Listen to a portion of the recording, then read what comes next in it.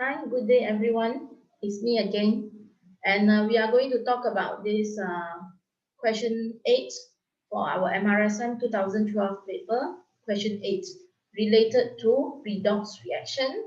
And let's look at the question. I hope the answer is with you. You have already checked your answer. You have already done and now you are checking your answers. Now we continue. Here. The copper 2 oxide reacts with zinc to produce zinc oxide and copper as shown. Now, if this is the reaction that we are talking about. Now, let's say I want you to describe how do we carry out this experiment at school or in the laboratory. Can you describe the experiment of this? Okay. Now, what do you do when you want to describe the experiment on the to change the copper 2 oxide to become copper? Okay. Now, we are going to talk about this experiment. Okay. Let's say the aim of the activity is to determine the position of zinc,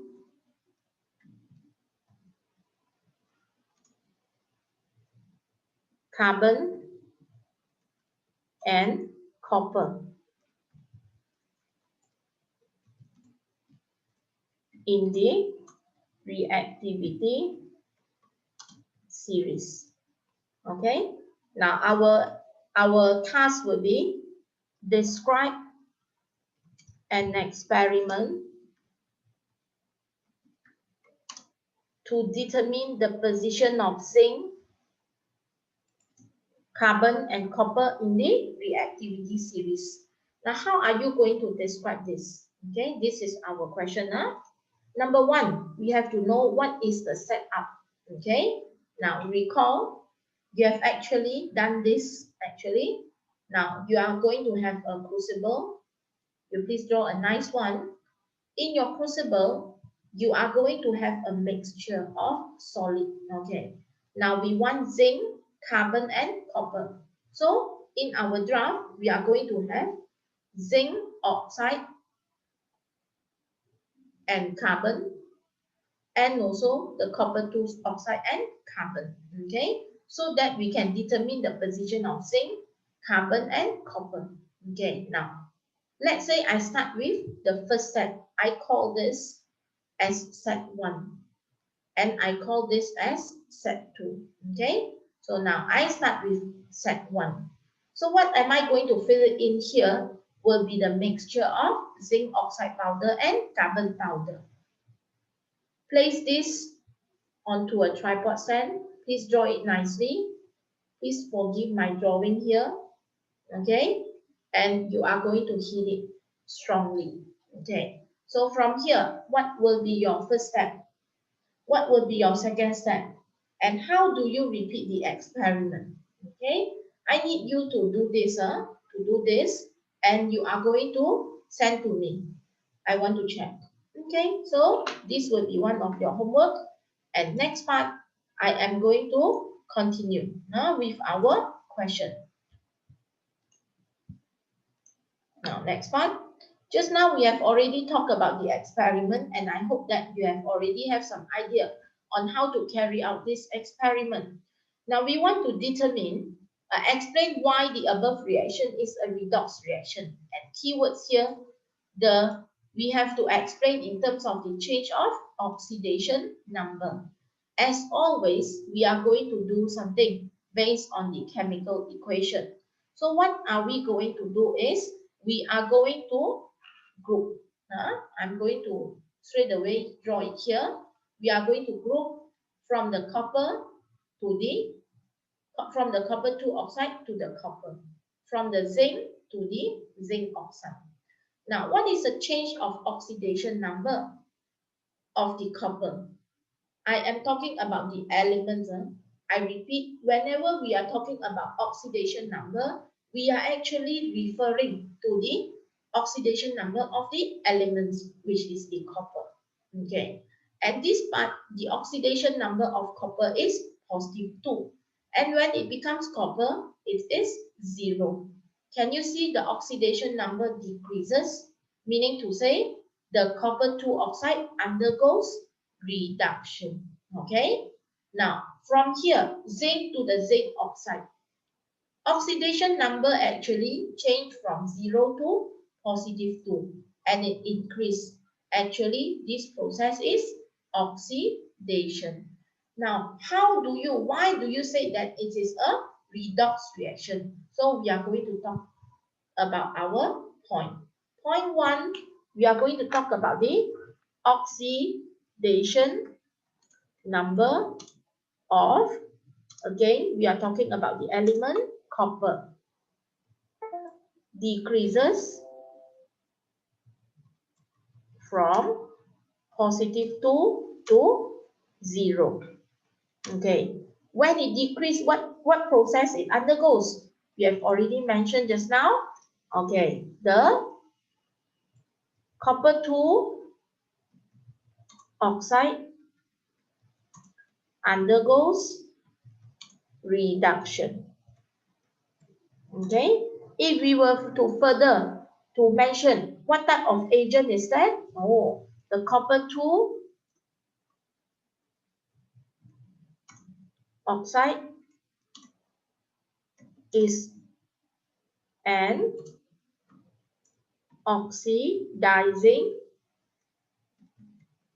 agent. Okay. Now, see, I want you to take note about this. First part, talk about the oxidation number. And we are talking about the element. I repeat, we are talking about the element. See, this is the elements. Okay. Now, when we are talking about the process or the type of agent, we are actually talking about this one. We are actually talking about the name of the reactant. Can follow? Now, we are going to write about this now using the similar method. The oxidation number of zinc, again, you see, zinc, the element, increases from 0 to positive 2. Zinc undergoes oxidation. Zinc is a reducing agent. Okay? And why do you say that it is redox? Don't forget the line. Oxidation and reduction occurs simultaneously. That is why this is a redox reaction. Okay? I hope you are okay with this. And now we are going to move on to the next part. The rusting of iron. And this picture shows actually the mechanism of rusting. I hope you still remember this. And please remember how to draw this picture. Please remember on how to draw this. Okay? Identify the anode and the cathode. And also, you know how to write the half equation. Okay? So now, in the diagram already show you the half equation. Can you see? Already show you the anode and the cathode. Now, let's write the half equation. At anode, can you see it is pointed here? It is actually the iron, okay? So at anode, what will happen is that here, at anode, the iron undergoes oxidation to become iron 2 ion. From here to here, the iron actually donates electron, okay? Now, can you see the electrons are moving from the anode to the cathode? These are the electrons which are moving. Now, when the electrons move to the cathode, what is at the cathode? Okay, the oxygen. Can you see the oxygen? And the water receive the electrons here, and it becomes hydroxide ion. Balance up the equation. You are going to put a 2 and a 4 here. 4 negative, 4 electrons. Okay, this is the part to show the half equation that happened at the anode and the cathode. Okay, Now, we move on to look at the question.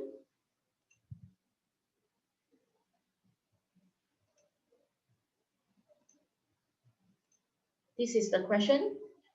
Write half equation of oxidation and reduction that occur during the rusting of iron. Okay. Then you have to identify the reducing agent and explain why. Okay. Go back to our question just now.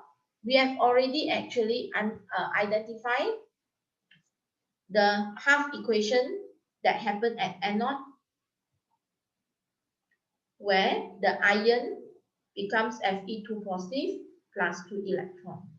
At anode, it always undergo oxidation. So please label. Can you see? Oxidation. Now, for the reduction, so you are going to tell at cathode. What process it undergo? Reduction. And what is the half equation? You are getting the oxygen and water gains electron to form the hydroxide ion. So you have actually get 2 marks from here, reduction.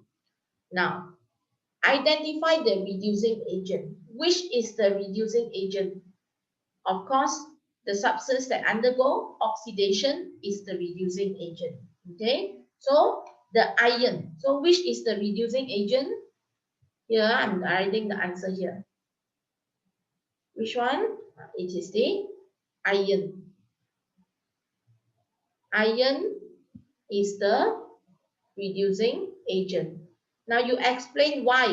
Make a sentence from here. You can say that the iron releases electrons to form iron 2 ion. Don't forget about the word ion. Or if you don't like to talk in terms of the transfer of electrons, you can say that the oxidation number of iron, okay, iron increases from 0 to positive 2. What is the process that it undergoes? Iron undergoes oxidation, and the iron is a reducing agent. Okay, so this is the explanation. Now we go to the next part. Iron pipe. Iron pipe, can you see the keyword? Iron, okay? Prevented from rusting by attaching blocks of magnesium to it. Now, what concept are they talking about? They are talking about the sacrificial metal. I repeat, the concept that they are trying to talk about it now will be the concept of sacrificial metal. Okay, now, when we are talking about sacrificial metal, don't forget one word that we have to use is the word electropositive. Okay, now which is more electropositive? Of course, the magnesium. So now you want to explain how magnesium can prevent the iron pipe from rusting. Number 1.1, you are going to tell the magnesium, here, point 1. Here, magnesium is more electropositive than iron. Okay. Now, when magnesium is more electropositive than iron, what does the magnesium do? Can you write a half equation? Of course, yes. Just now you have already learned it. When it is more electropositive, this magnesium atom release electron more readily. When it can release electrons more readily, meaning the magnesium now it becomes Mg2 positive ion by releasing electrons. So what process is this? Magnesium undergoes oxidation. Can follow? Now this is about the explanation. I repeat. First point, you tell magnesium is more electropositive. than the iron. Second point, you tell about the definition of more electropositive. Third, the half equation. Fourth, what process it undergoes. Okay, we have already discussed many questions related to oxidation and reduction. And if you notice, the method to answer the questions is all similar. But you have to identify what concept that they want to talk about. Okay, I hope you are with me until here.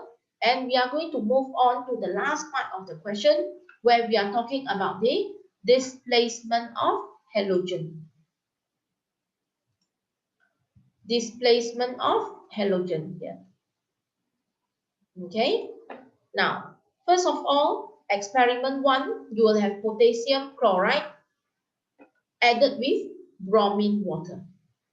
I repeat, whenever you can write half equation or you can write an equation, you write. So for this experiment 1, potassium chloride react with bromine. Okay, and for set 2, you are having the potassium bromide to react with the chlorine. Please note that you have to put a 2 and a 2 for the bromine and the chlorine. They are from the group 17 halogen, exist as diatomic molecules. Okay, now, why is there no reaction and why is there a reaction occur? What is the reason? Okay, again we see, explain the redox reaction that occur in experiment 1 and experiment 2. That means we have to tell why is there no reaction at 1? Why is there reaction at 2? And after all, you are going to input half equations that involve. Okay, now you see, for reaction 1, why no reaction? We are going to write the arrangement of halogen in group 17, starting from the fluorine, chlorine, bromine, and iodine. Did you see that in first set, in set 1, this part here,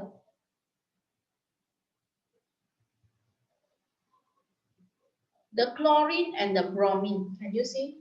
This chlorine is, what word do you use to explain? We are not going to use the word reactive, but we are going to use the word electronegative. In this case, we are going to use the word electronegative. Okay. Which is more electronegative? Which one? Yes. The chlorine is more electronegative than who? Than the bromine. That's why the chlorine cannot be displaced by the bromine. Or you say that the chlorine is more electronegative than bromine. Bromine cannot displace chlorine from potassium chloride solution. That is experiment 1. Now for experiment 2, this one, you are now going to compare. See here, the bromine and the chlorine. Can you see? The bromine is less electronegative than chlorine. Therefore, the chlorine can displace bromine. From where? From the potassium bromide solution. So you have actually explained. Now we are now going to talk about the half equations that happen or that is involved. So what can you tell about the half equation? So for the half equation, you are going to tell about what? Only this one can show you half equation. Only this one.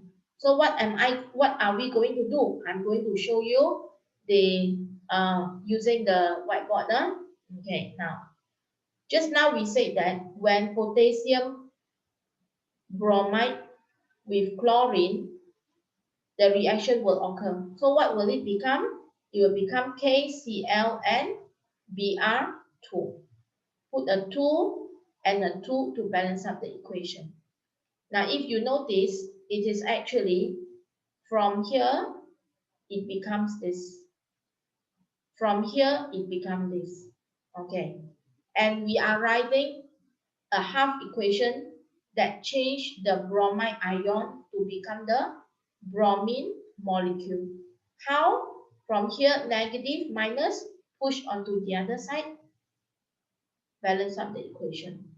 What process is this? Look at the oxidation number. From -1, it becomes 0. Oxidation number increases. Therefore, this is oxidation. Okay? Now, from here, the chlorine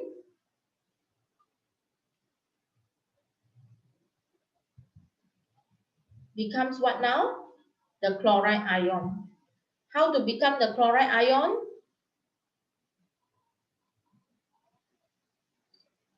Put all in green for you.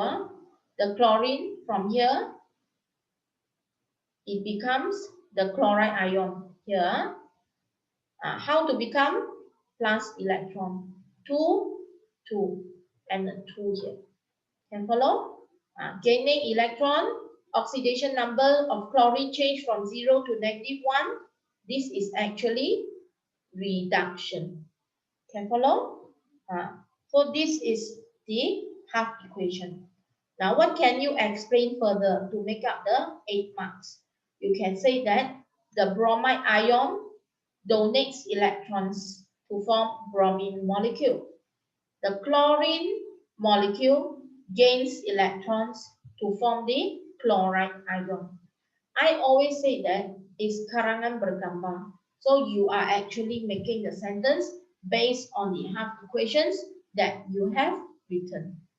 Okay, any problem until here? I hope you have no problem. I hope you are okay with our discussion today. And actually, we have already completed the question and we have discussed. So one part which is left out will be the experiment that I need you to prepare the answer. Okay, so I hope you are okay with this until now, and hope to see you soon. Thank you, and stay safe, stay healthy.